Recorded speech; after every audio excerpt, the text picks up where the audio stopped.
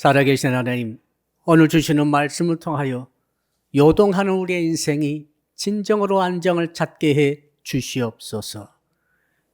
예수 그리스도 이름으로 기도합니다. 아멘. 오늘 밤에 주시는 말씀을 찾아서 교독으로 봉독하도록 하겠습니다. 구약성경 이사야서 54장 11절로 17절의 말씀을 교독으로 읽도록 하겠습니다. 제가 먼저 이사야서 54장 11절의 말씀을 읽겠습니다. 너 곤고하며 광풍에 요동하여 안위를 받지 못한 자여 보라, 내가 화려한 채색으로 네 돌 사이에 더하며 총옥으로 네 기초를 쌓으며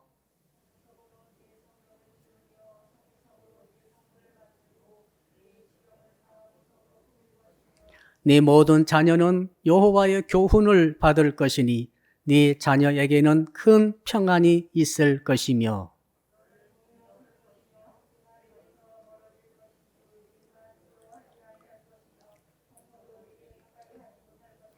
보라, 그들이 분쟁을 일으킬지라도 나로 말미암지 아니한 것이니 누구든지 너와 분쟁을 일으키는 자는 너로 말미암아 패망하리라.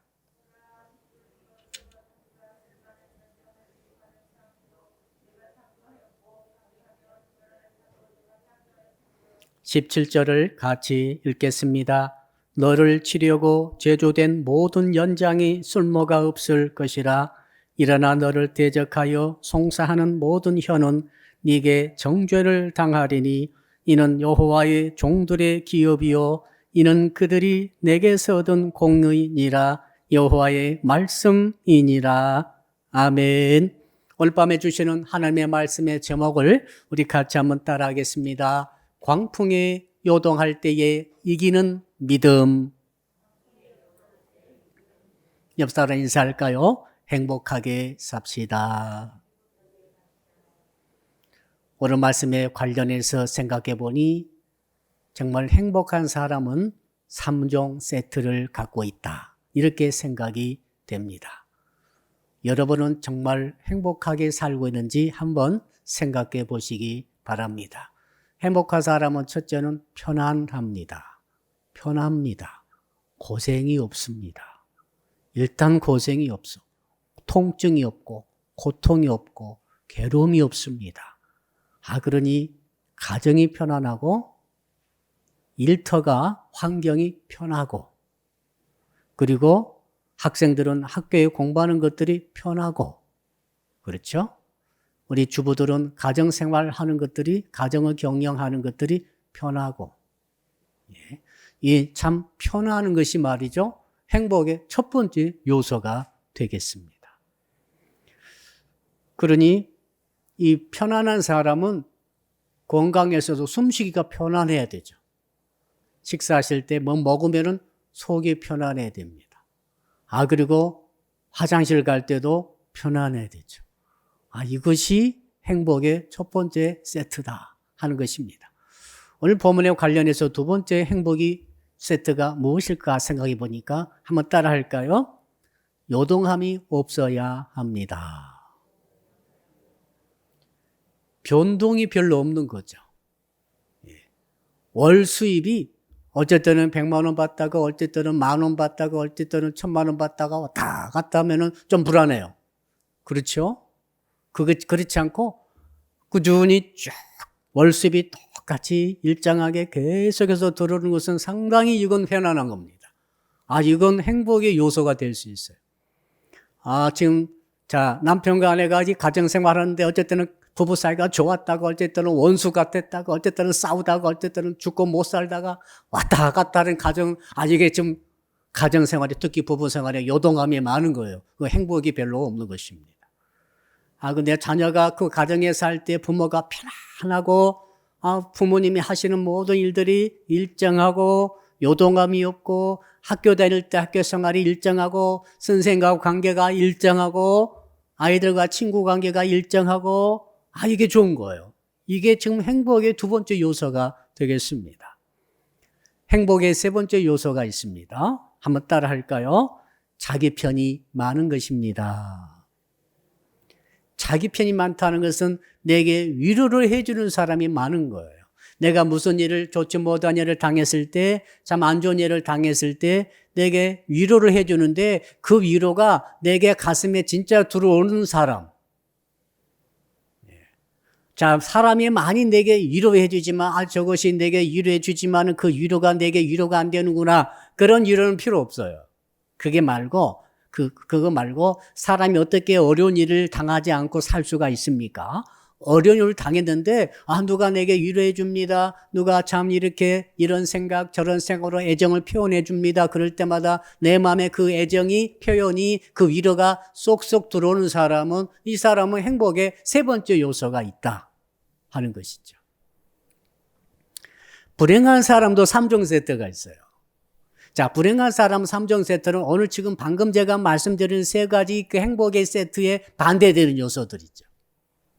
불행한 사람 첫 번째는 불편해요. 괴로워요. 고통이 많아요. 사는 게 괴롭고, 가정생활이 괴롭고, 직장생활이 괴롭고, 학교생활이 괴롭고, 어떤 분은 심지어 교회 생활이 괴롭고, 다 괴롭고, 고통스럽고, 아픔이 많아요. 이 사람은 불행의 첫 번째 세트가 있는 것입니다. 두 번째 세트는 요동함이 많아요. 괴로운 거, 이건.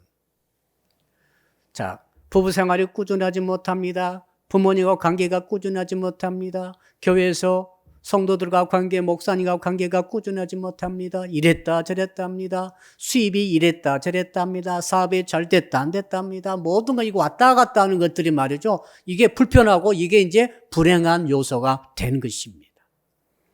신앙도 마찬가지죠. 하나님 관계 속에서 하나님 어쨌든 신앙이 내 신앙이 좋은 것 같다가 어쨌든 참 추력하는 것 같다가 왔다 갔다 그렇지 않고 어떤 사람은 꾸준하고 어떤 사람은 정말 천국과 지옥을 왔다 갔다 하는 것처럼 어쨌든 하나님이 정말 살아계시고 나를 정말 사랑하시고 너무너무 좋은 것 같은데 어쨌든 좀 하나님도 안 계신 것 같고 기도도 응답이 안 되는 것 같고 하나님은 정말 계시는 것인가 이게 회의가 막 밀려오고 이게 왔다 갔다 하신 분들은 그 신앙생활이 불행한 것이죠.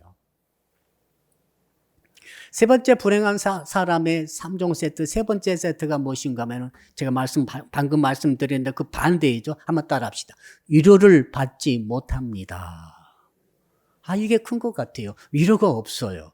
아무도 내 편이 없어요. 아무도 나를 위로해 주는 사람이 없습니다. 위로를 해 주겠지만 그 위로가 안 될 때에 그 사람이 불행의 세 번째 세트다. 자, 오늘 제가 말씀드리는 세 가지 불행의 세트를 다 갖고 있는 분들이 있죠. 오늘 본문의 주인공입니다. 예루살렘 시민들이었어요. 여러분 11절을 같이 한번 읽어보겠습니다. 11절 시작. 너 권고하며 광풍에 요동하여 안위를 받지 못한 자여 보라 내가 화려한 채색으로 네 돌 사이에 더하며 총옥으로 네 기초를 쌓으며 권고하며 고생이 많은 거죠.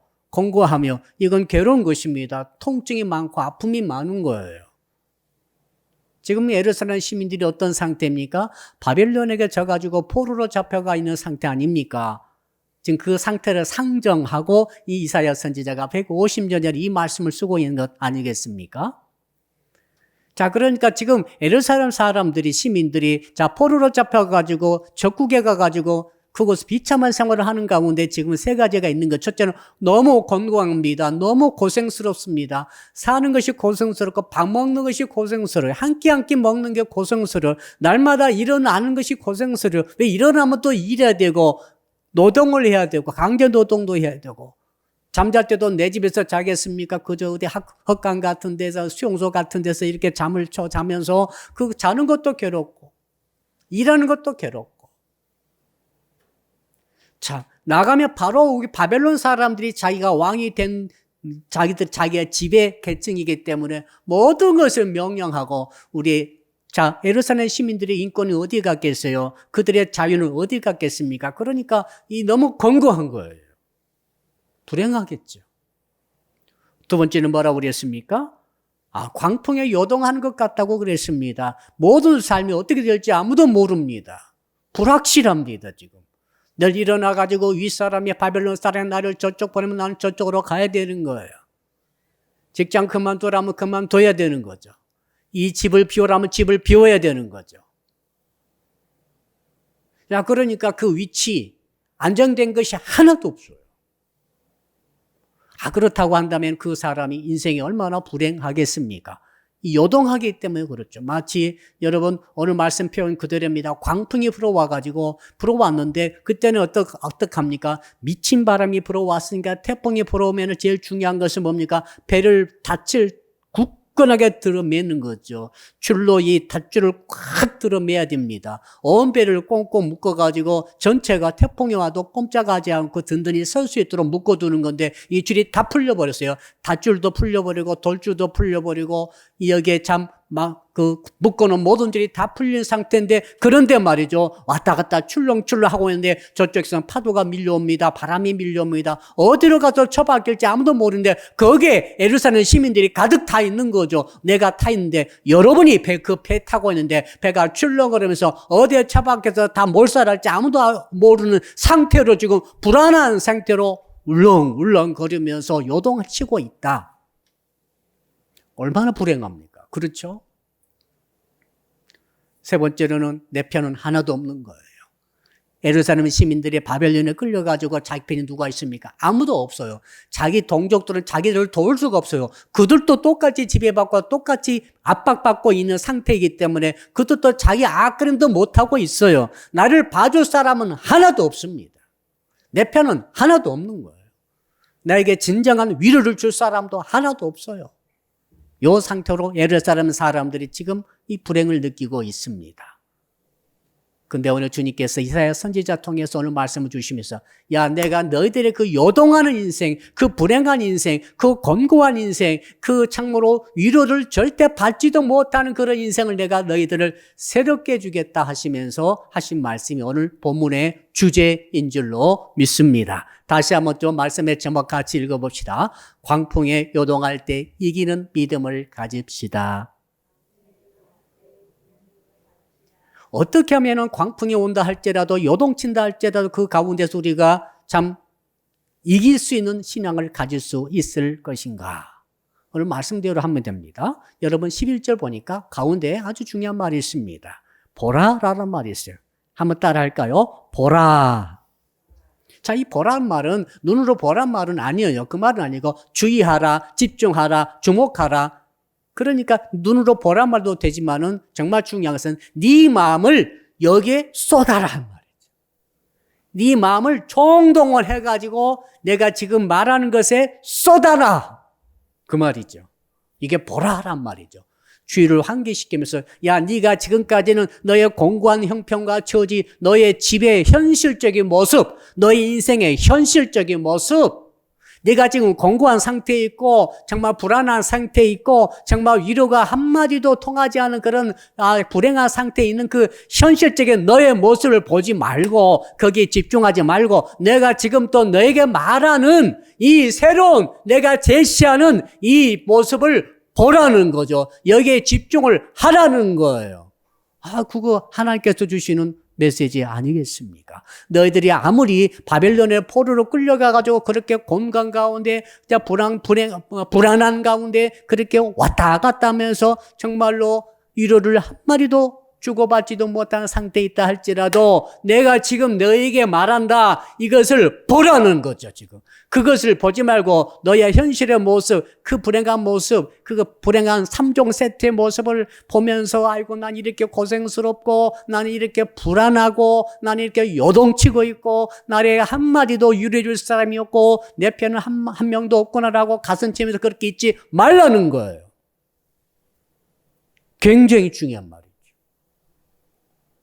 우리는 우리의 현실에 지금 살고 있습니다. 그래서 우리는 현실을 보고 있고, 현실을 가장 잘 알고 있고, 현실을 생각하고 있고, 현실을 바라보고 있고, 현실 속에 현실이 행복하고, 현실이 편안하고, 현실이 안정되어 있고, 현실이 위로가 가득 차 있고, 어렵더라도 정말 정의 있는 사람들이 뺑 둘러싸여 있고 한다고 한다면 우리의 현실이 행복하겠지만은 여러분 많은 분들은 우리 현실이 어렵습니다. 어렵고 고생스럽고 불안하고 어떻게 될지도 모르고 출렁출렁 왔다 갔다 하면서 위로도 주고받을 수 있는 사람도 내 편도 한 명도 없는 그러한 공고한 상황 속에 있는 현실 속에서 그 현실을 보지 말라는 거예요. 신기하죠, 주의 말씀은? 자, 11절 다시 보십시다. 거기 보니까 자, 너 권고하며 광풍에 요동하여 안위를 받지 못한 자여 보라! 그랬죠. 보라! 뭘 봅니까? 하나님의 말씀하는 것을 보라는 거죠. 주께서 지금부터 말씀하시는 것을 집중해서 보라. 이것은 신앙이죠. 이것이 신앙이에요. 신앙이 뭐냐면 현실을 제대로 보는 게 신앙이지만은 현실을 제대로 보는 것보다 더 우선한 것은 하나님이 보라고 하는 것을 믿음으로 바라보는 것이 신앙이다. 하나님이 천국을 바라보라고 하니까 우리는 이 지상에 살지만은 천국 한 번도 가보지 못했지만 천국을 바라보는 줄로 믿습니다. 천국 바라보고 계세요? 천국 안 바라보신 분들은 천국 안 믿는 거예요. 천국을 진짜 믿는 사람은 천국을 바라보는 사람이거든요. 진짜 천국을 바라볼 때 천국 가고 싶고, 천국의 사모가 되어지고, 천국의 힘이 내게 오는 거죠. 천국 한 번도 가보지도 못했고, 보지도 못했지만, 말씀에서 왜 하나님께서 자꾸 천국 말씀하십니까? 왜 계시록을 길게 써놓으셨습니까? 왜 사도 요한통에 22장에 되는 말씀을, 천국의 말씀을 계속 쓰고 계십니까? 왜 그러겠어요? 천국을 말씀을 통해 보라는 거예요, 천국을. 내가 사는 세상은 천국이 아닙니다. 이것은 지상이죠. 이것은 악한 마귀가 역사하는 곳이죠. 이것은 불신자, 무신론자, 불가지론자, 그 다음에 우상 숭배자들이 와글와글거리는 곳이죠. 이런 곳에 하나님께서 우리를 두시고 하나님 말씀하시기를 말씀을 주신 것이죠. 이 66간의 말씀을 주시면서 너는 이 땅에 살지만은 천국을 보라는 것 아니겠어요? 천국을 보아야 됩니다. 현실 속에 천국을 보는 자가 믿는 자예요. 현실 속에 살면서 현실만 쳐다보고 있으면 해결이 안 돼요. 주께서 보라고 하는 것을 볼 때 해결이 되는 거예요. 지금 삶이 곤고하신 분들, 고생스러우신 분들, 아픔과 고통이 많으신 분들 잘 들으세요. 불안하신 분들, 미래가 불투명하신 분들, 그래서 늘 출렁출렁 요동하신 분들, 그리고 위로를 전혀 받을 수 없는 분들, 정말 이 말씀 잘 들으시기 바랍니다. 주께서 보라고 하는 것을 보시면 돼요. 더도 덜도 필요 없는 것 같아요. 주께서 보라고 하는 것을 보고 믿음으로 보면 하나님의 역사가 일어난다는 거예요. 자, 그렇다면은 뭘 보라고 했는가? 제가 말씀을 쭉 17절까지 보니까 주께서는 세 가지를 보라고 하십니다. 첫째는 한번 따라 합시다. 하나님이 보여주시는 집을 봅시다. 이 집의 모습을 쭉 말씀하고 계세요. 집. 네가 사는 집. 너희가 사는 도성. 너희의 지금 쌓고 있는 성. 자, 그러니까 이건 성전은 아니고 지금 보여주시는 것들 보니까 자세히 보니까 우리가 사는 집 같아요. 우리는 내가 사는 집을 늘 보고 있죠. 집이 이렇게 생겼고 벽은 이렇게 생겼고 이런 색깔이고 지붕은 이런 색깔이고 그 가는 길이 이렇게 있고 문은 이렇게 생겨 있고 지금 생각해 보십시오. 그런 집을 보지 말고 그런 집을 볼 게 아니라 너가 지금 현실적으로 살고 있는 집. 자, 지금 예루살렘 시민들이 어떤 집에 살까요? 이 바벨론의 포로로 끌려갔으니까 집이 변변치 않습니다. 그렇죠? 그저 대충 지어가지고 어떤 그런 집에 살 것 같아요. 고생스러운 집이죠. 형편없는 집이죠. 부럭부럭 대충 지어가지고 회색빛의 집이죠. 여러분, 수용소가 말이죠. 컬러풀하고 보석으로 막 장식되어진 그런 수용소 보셨나요? 아우슈비츠라고 하는 정말 그 독일 사람들이 유대인들 죽일 때 썼던 수용소를 가보시면 끔찍합니다. 그렇게 정말 지긋지긋한 정말 구토가 나올 정도로 그 사람을 수천만, 수천, 수만, 수십만, 백만 이상을 죽여버렸던 그런 수용소의 그 정말 시체를 태웠던 그런 곳을 가서 보시면은 끔찍합니다. 이 수용소라는 게 완전히 회색빛 같아요. 예. 자, 그런데 하나님께서 뭐라고 하시는가 하면은, 자, 하나님께서 바라보라고 하시는 그 집을 한번 보세요.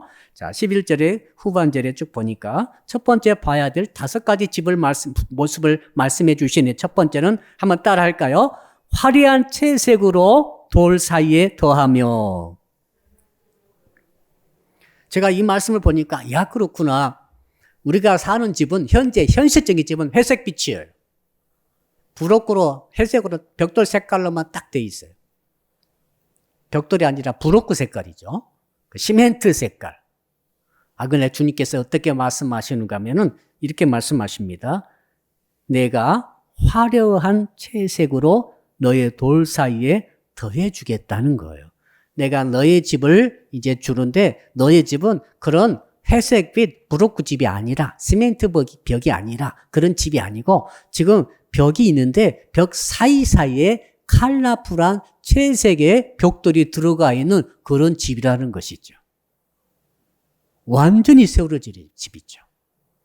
자, 우리가 가끔씩 이 벽돌을 볼 때 우리가 사이에 끼워 넣는 벽돌이 있죠. 막 빨간색으로, 파란색으로, 노란색으로 회색빛 이 시멘트 벽에다가 한번 상상해 보세요. 지금 그 사이사이에 틈틈이에다 계속 빨간색 벽돌을 끼워 넣습니다. 나중에 파란색 벽돌을 끼워 넣습니다. 그리고 노란 컬러풀한 벽돌을 끼워 넣습니다. 그러면 어떻게 생각됩니까? 완전히 벽이 달라져 버리는 것이죠. 포인트 벽돌을 끼워 넣으라고 말씀하십니다. 그런 집을 네가 이제는 보라는 거예요. 보라! 지금 그 회색빛 새카만 너의 집을 보지 말고 내가 이제 너의 집을 줄 것인데 너의 집은 이렇게 포인트 벽돌이 사이사이 컬러풀하게 들어가 있는 그런 집이다. 여러분, 이 컬러풀한 것이 어디입니까? 주로 요즘에는 카페가 그런 것이 많죠. 한번 생각해 보세요.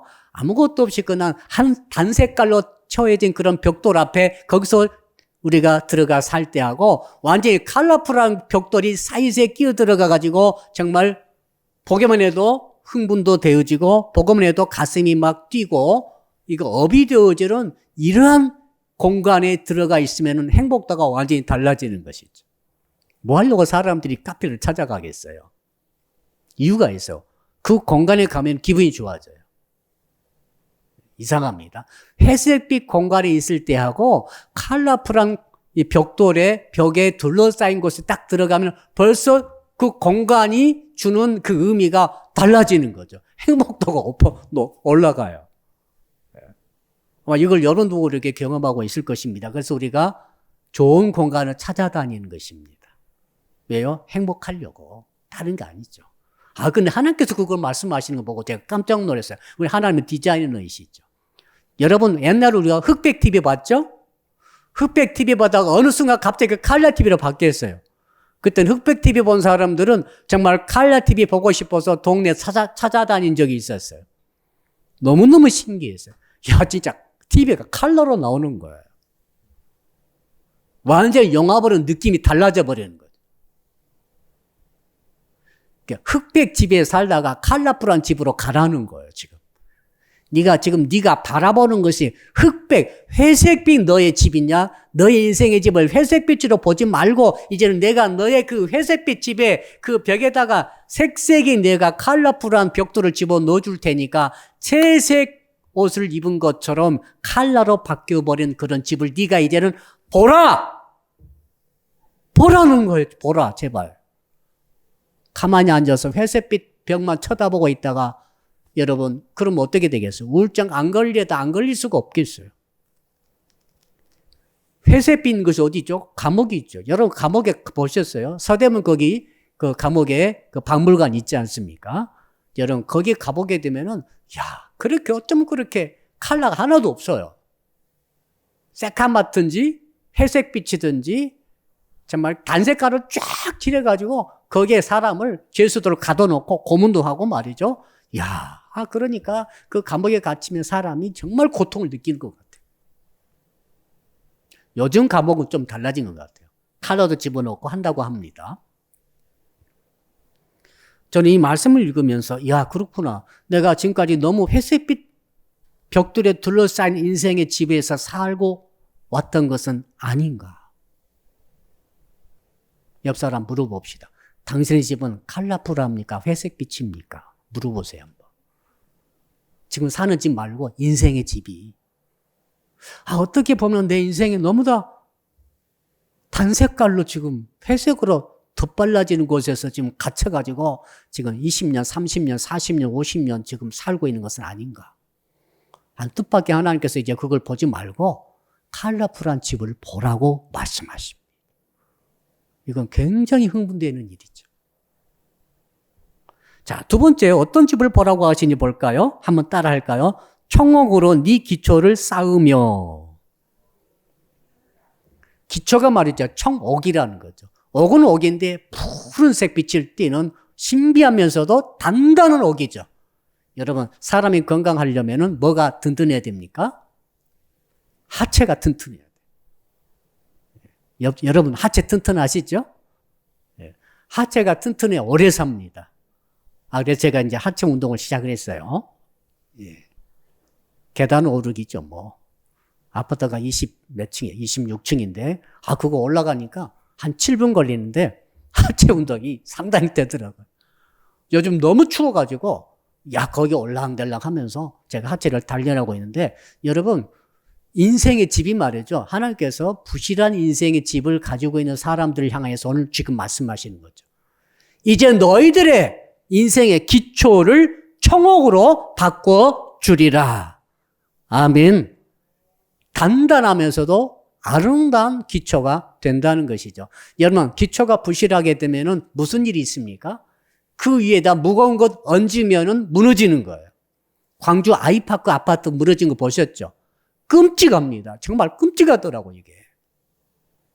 어떻게 아파트가 무너져 버릴 수가 있을까? 다 짓기도 전에.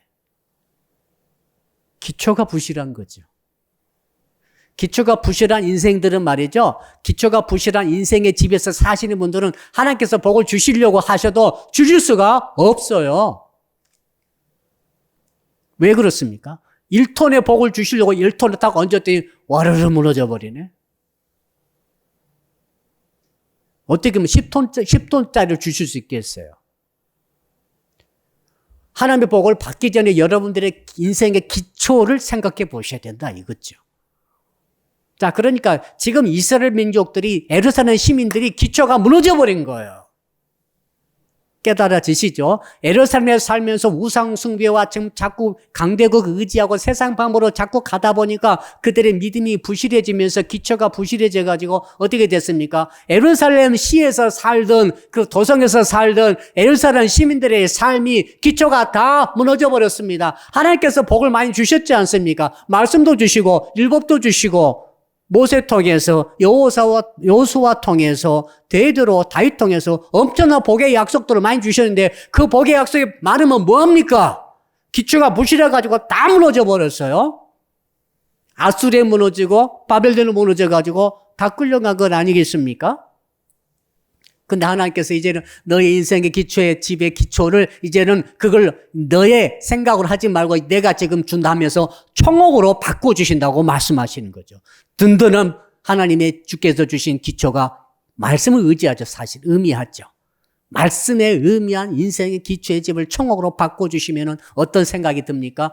이제는 주께서 1톤을 복을 주셔도 감당하겠고 100kg짜리 주셔도 감당하겠고 더 무거워도 기초가 든든함으로 끝까지 버티면서 그 복을 받아 누리게 되는 줄로 믿습니다. 사랑하는 성도 여러분, 지금까지 여러분 살아오시면서 몇 번이나 집이 기초가 무너진 적이 있었습니까?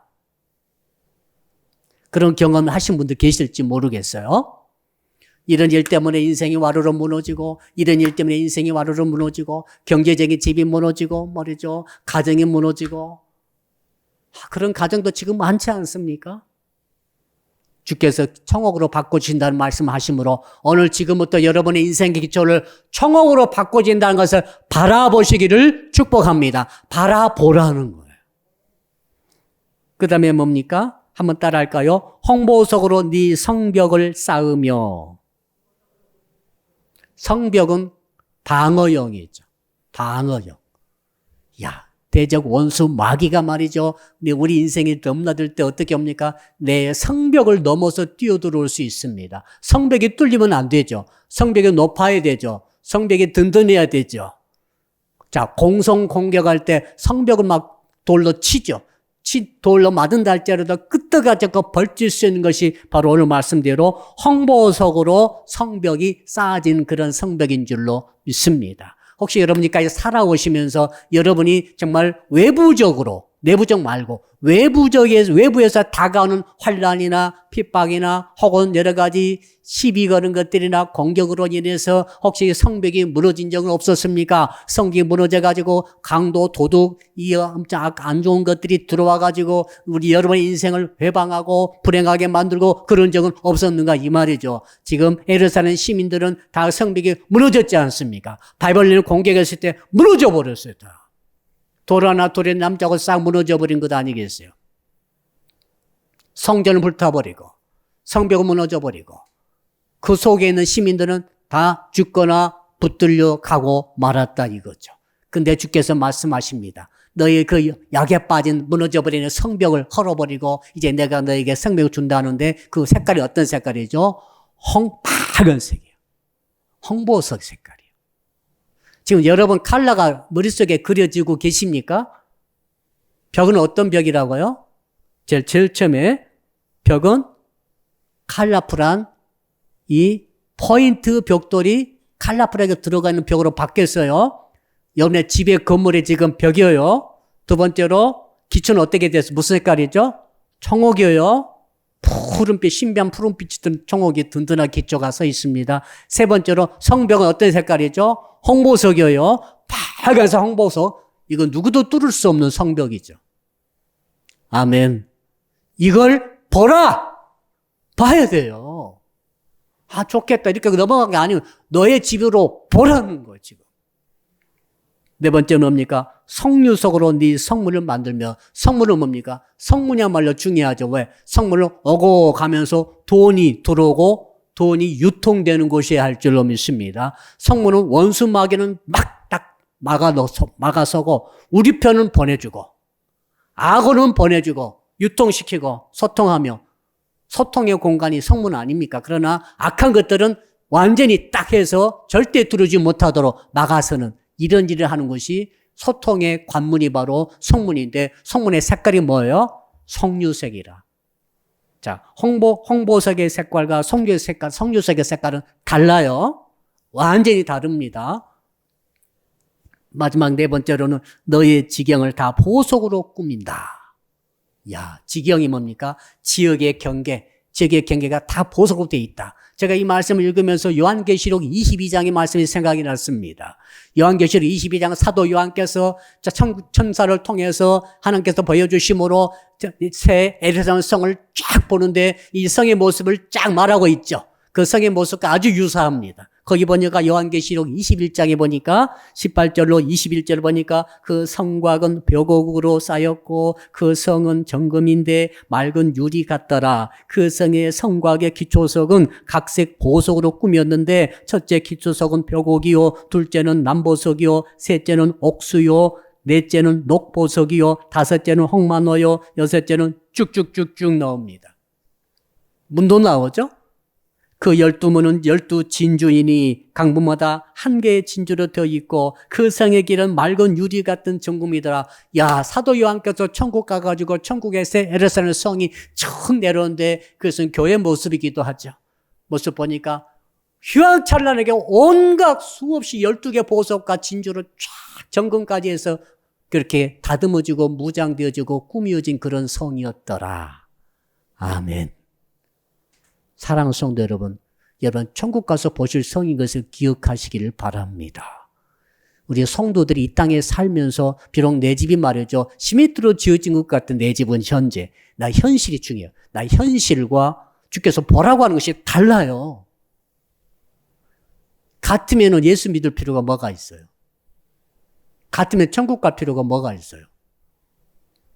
왜 하나님께서 천국을 그렇게 아름답고 예쁘게 만들어 놓으셨을까? 왜 오늘 이사야 선지자 통해서 바벨론 포로로 잡혀가가지고 정말 꾀죄죄하게 정말 3종 세트로 불행하게 살고 있는 그 권고하고 고생스러우며 정말 요동치는 환경 속에 살고 있는 성도들에게 그 이스라엘 백성들에게 지금 이렇게 말씀하시고 보라고 자꾸 하시는 것인가? 여러분, 우리 교회와 성도 여러분들이 현실 속에 살고 있는 현실의 모습을 여러분 그것만 보고 그것에 묶여 있지 않기를 바랍니다. 그거 바라보면 해답이 없어요. 해결이 안 돼요. 주께서 보라고 하는 것을 봐야 됩니다. 천국의 그 12진주문으로 생겨진 그 온갖 보석으로 꾸며진 천국의 집을 바라보시기를 바랍니다. 그리고 오늘 하나님께서 오늘 본문을 통해 말씀하시는 이 5가지로 보석으로 무장되어진 이 아름다운 집, 여러분의 집입니다. 이 집을 보시기를 바랍니다. 봐야 돼요. 하나님은 보여주시고 보라고 그랬는데 내가 안 본다. 안 본 사람은 할 수 없어요. 할 수 없잖아요. 안 보고 있으면 그걸 주시지 못하시는 것이죠. 바라보는 것을 주시는 것이지. 자, 이렇게 하나님께서는 집을 이제는 현실의 집이 아닌 주께서 보여주신 집을 보라고 그랬고, 두 번째 보라고 하는 것이 있습니다. 한번 따라 합시다. 현재 자녀의 모습 대신 보여주시는 자녀의 모습을 봅시다. 다 잊어버렸습니까? 한번 또 다시 한번 제가 말씀드릴게요. 현재 자녀의 모습이 아닌 주께서 보여주시는 자녀의 모습을 봅시다. 네. 우리 청년들도 미래 여러분의 자녀를 생각해 보세요. 아니면 우리 또 싱글도 여러분 많이 좀 계시죠? 영적인 자녀를 생각해 보셔야 돼요. 자, 13절 우리 같이 읽어볼까요? 13절입니다. 13절 시작. 내 모든 자녀는 여호와의 교훈을 받을 것이니 네 자녀에게는 큰 평안이 있을 것이며. 이 자녀 말씀을 하십니다. 자, 현실적인 나의 자녀, 여러분의 자녀 손의 모습은 어떻습니까? 착하고 말씀 잘 듣고 주의 말씀을 정말 생명 있게 딱 붙들고 가고 있고 이러면 얼마나 좋겠어요. 그렇죠. 근데 현실적으로 그렇지 못하는 것입니다. 지금 바벨론의 포로로 끌려간 우리 예루살렘 시민들, 예루살렘 성도님들의 그들의 자녀가 어떻겠어요? 지난 시간 말씀드린 것 같습니다. 거기에서 자, 노예의 자녀는 또 노예예요. 포로의 자녀는 신분이 태어날 때부터 포로예요. 그러니까 이스라엘 사람들은 말이죠. 그 포로 생활하면서 자녀를 낳으려고 했겠어요? 안 낳으려고 했겠어요? 안 낳으려고 한 거예요. 비참한 겁니다. 왜? 내 자식 낳아야 전부 다 노예살이 하는 거죠. 어떻게 합니까? 평생을 노예살이 하다가 이제 그 바빌론에서 이리저리 끌려다녀가 짐승처럼 일만 하다가 죽는 거예요. 만약 저도 그렇다면 절대로 자녀를 안 낳을 것입니다. 근데 주께서 그 태어나버린 자식들의 그 비참한 모습, 제대로 신앙교육도 못 시키고 제대로 하나님도 믿도록 소개도 못하는 그런 상태 속에서 참 여호와 교훈을 제대로 받지 못하는 자식의 모습 보지 말고 뭐라고 하셨어요? 이제 내가 너의 자녀를, 제가 세 번역으로 거기를 읽어드립니다. 13절, 나 주가 너의 모든 아이를 제자로 삼아 가르치겠고 너의 아이들은 번영과 평화를 누릴 것이다. 와, 하나님께서 우리의 자녀를 제자로 가르치시겠다고 말씀하십니다. 그리고 그 결과는 큰 평안이 있다고 말씀합니다. 작은 평안이 아니라 큰 평안. 여러분, 하나님이 직접 가르쳐 주신다고 말씀하십니다. 비록 부모가 부족하고 부모가 연약하고 부모가 제대로 못 가르칩니다. 예루살렘에 그 포로로 잡혀가가지고 어떻게 제대로 가르치겠어요. 그러나 그 와중 속에서 하나님이 약속의 말씀 주시는 거죠. 너의 자녀를 그렇게 보지 말고 이제 나 여호와가 너의 자녀를 제자로 가르치리라. 이것을 네가 바라보라는 거예요. 자녀를 가지시고 손자를 가지신 분들 이걸 명심하시기를 주님으로 축복합니다. 여러분의 자녀의 현실의 모습 보고 실망하고 낙심할 때가 있을 것입니다. 여러분 그렇게 보면 안 됩니다. 여러분의 자녀에 대한 하나님의 뜻을 지금 주께서 주신 것 아닙니까? 이 뜻을 붙잡고 봐야 되는 거죠. 그 모습은 뭡니까? 하나님께서 직접 가르쳐 주신다는 거죠. 제자로 여호와의 교훈을 받아서 믿고 살아가는 그런 인생으로 하나님께서 가르치신다고 하시니 얼마나 감사합니까? 그래가지고 결과는 뭡니까? 평안이 있는데 큰 평안이 있다. 여러분, 행복은 평안에서 옵니다. 내 자식이 자리를 탁 잡았어요. 예. 감사하죠? 저는 여러분의 성도, 우리 사람 믿게 모든 성도 여러분의 자녀를 축복합니다. 손자를 축복합니다. 큰 평안이 있기를 축복합니다. 무슨 뜻입니까? 안정되게 자리를 잡아야지. 경제 생활이 안정되고 가정 생활이 안정되고 집을 사고 팔고 이 모든 것이 안정되고 신앙이 안정되고 이게 복이죠. 자리를 잡고 딱 사는 거죠. 신앙적으로나 경제적으로나 가정적으로나 사회적으로나 모든 면에서 안정된 삶을 하나님께서 큰 평안을 주신다는 것입니다. 어떻게 여호와께서 직접 교훈하시고 가르치셔가지고 주여 우리 사람에게 모든 성도들을 주님이여 그 자녀손들을 가르쳐 주시옵소서. 이것을 보라는 겁니다. 마지막 세 번째로 뭘 봐야 됩니까? 한번 따라 합시다. 싸움에 승리하는 모습을 봅시다. 자, 이제 14절부터 17절까지 14, 15, 16, 17절 보니까 그 내용 전체가 무슨 내용인가 하면은 자꾸 싸우다가 져가지고 얻어 터지고 코피 터지고 뼈 부러지고 상처 입고 피 흘리고 이런 지면 어떻게 됩니까? 우크라이나하고 러시아가 지금 싸우려는데 우크라이나 사람들이 지금 군사력이 너무 약하니까 그 사람들이 지금 많은 대기업 기업주들과 그리고 고급 공무원 중에 어떤 분들과 그리고 또 힘이 있는 분들은 다 나갔다고 합니다. 벌써 전 세계 타고 다 나가버렸어요. 나가지 못하는 일반 서민들이 남아가지고 총 들고 할머니들이 총 들고 있고 이제가 어린아이들이 총 들고 끝까지 싸우겠다고 있어요. 야 정말 남의 일 같지 않아요? 우리나라 전쟁 터지면 어떻게 될 것 같아요? 도망칠 것들은 분명히 있을 거예요. 저는 우크라이나 사태를 보면서 너무너무 지금 남의 일이 아니더죠. 막상 전쟁이 내일 16일 오늘 터진다고 그랬거든요. 그러니까 그 전날 전 세계를 수십 분 동원해가지고 싹 나갔다는 거예요. 그 나간 사람들 리스트를 작성해야 될 것 같아요. 그러니까 전쟁이 안 터졌죠, 지금? 그러나 나간 사람들은 다 리스트를 작성해야 돼. 가짜들이야. 자, 그러니까 지금 무슨 말인가 하면 하나님께서 너희들이 지금 바벨론에 져가지고 아수르한테 져가지고 끌려와가지고 사방팔방 노예로 흩어지고 붙잡혀 있는데 계속 뇌리에 남아있는 것은 지는 모습이에요. 학대당하고 압제당하고 묶여있고 져가지고 부상당하고 가족 등에 뺏기고 죽임당하고 이런 패배하는 모습을 보지 말라는 거예요, 지금. 그럼 어떻게 봐야 됩니까? 쭉 보니까 여러분 14절 한번 읽어볼까요? 14절입니다. 시작. 너는 공의로 설 것이며 학대가 네게서 멀어질 것인즉 네가 두려워하지 아니할 것이며 공포도 네게 가까이 하지 못할 것. 이제 두려움도 공포도 싹 떠나버리는 그 모습, 너의 모습을 보라는 거예요. 보라. 왜 자꾸 패배한 것만 봅니까?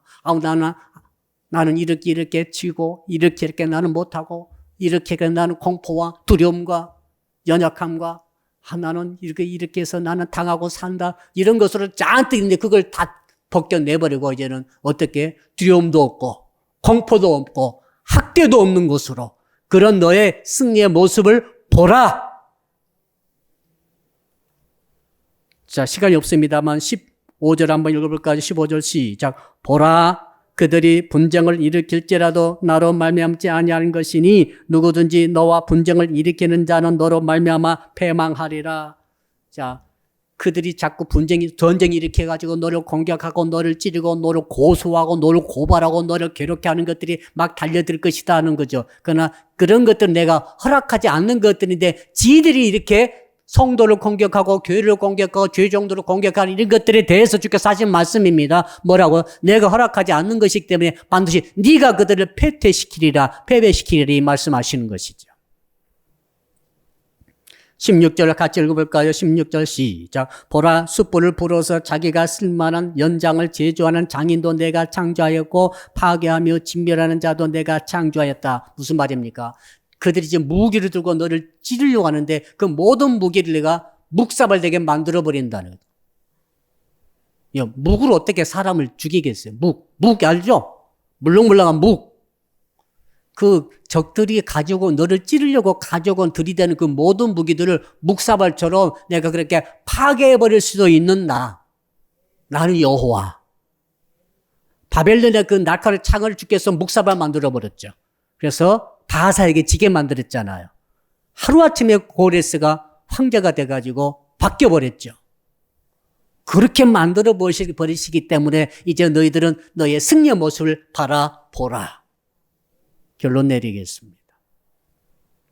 이런 현실과 다른 주님의 모습이 주께서 우리에게 제시해 주시는 이 집을 바라보고 승리의 모습을 바라보고 여러분 자식의 모습을 바라보라.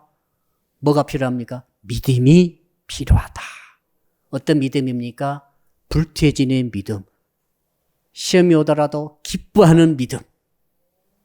믿음으로 무장하여서 승리하시기를 주님으로 축복합니다. 우리 말씀 붙들고 주여 부르고 기도합니다. 주여, 살아계신 아버지 하나님, 오늘 주께서 바라보라고 말씀하시니 감사합니다. 우리 내 현실의 집의 모습을 바라볼 것이 아니라 주께서 보여주시는 5가지의 후황찬란한 보석으로 장식되어지고, 기초는 청옥이고 벽은 아버지 홍보석이며 문은 송료석이고, 아버지 하나님, 그리고 모든 채색 벽돌이 사이사이에 끼어들어가 있는 그런 집을, 너의 그 모습을 바라보라고 말씀하시고, 든든히 서있는 기초가 서있는 집을 바라보고 말씀하시니, 주여 너의 자녀를 바라보라고 말씀하시니, 주여 주의 여호와 교훈을 받고 여호와께서 직접 제자로 길러주시는 너의 자식을 모습을 바라보라고 말씀하시니, 주의 이 시간 믿음으로 바라보기를 소원합니다. 너의 자꾸 전쟁하고 자꾸 싸울래, 자꾸 패배하고 자꾸 지고 자꾸 묶이고 코피 터지고 이런 거 바라보지 말고, 이제는 네가 승리하고 네가 완전히 승리를 저걸 묵사발을 만들어버리고 저들 패퇴시키는 그 모습을 네가 바라보라고 말씀하시니, 주여 나의 현실과 다른 주께서 바라보는 것을 이제 우리 모든 성도들이 저희들이 바라보기를 소원합니다. 바라보고 나아갈 때 불태워지는 믿음을 가지고 아버지 끝까지 나아감으로 주께서 주시고자 하신 것을 받아 누리는 우리 모든 교회와 주의 종들과 성도들이 되게 하여 주실 줄로 믿습니다.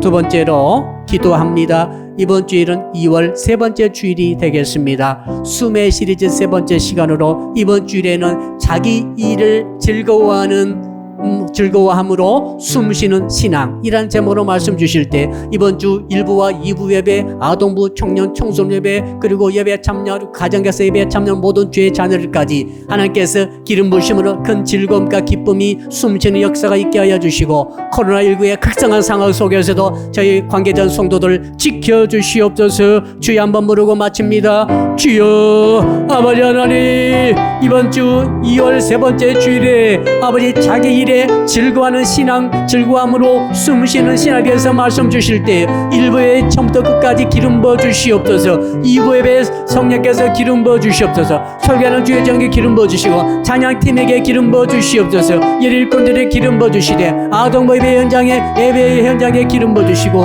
청소년 예배 현장에 기름 부어 주시고, 청년들 예배 현장에도 성령이 기름 부어 주실 줄로 믿습니다. 도와주실 줄로 믿습니다. 코로나19가 극성하고 있사오나 아버지여, 우리 사람 믿게 모든 성도들과 관계된 모든 예배드리는 모든 죄의 성도들의 아버지 주께서 모든 삶을 지켜주심으로 코로나19에 감염되지 않게 하시고 건강을 유지하게 도와주시고 끝까지 믿음으로 승리하도록 성령이 평강 가운데 지켜주실 줄로 믿습니다.